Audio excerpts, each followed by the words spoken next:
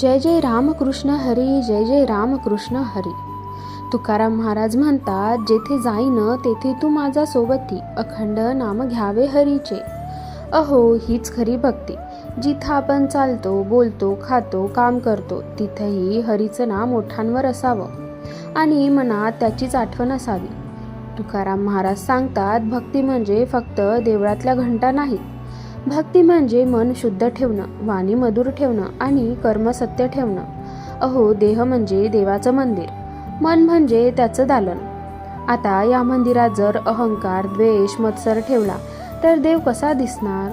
तुकाराम महाराज आपल्याला सांगतात, दुसऱ्याचा तिरस्कार करू नका, प्रत्येक जीवात विठ्ठल पहा. भक्ती म्हणजे प्रेम आणि प्रेम म्हणजेच देव. जय जय रामकृष्ण हरी, जय जय रामकृष्ण हरी.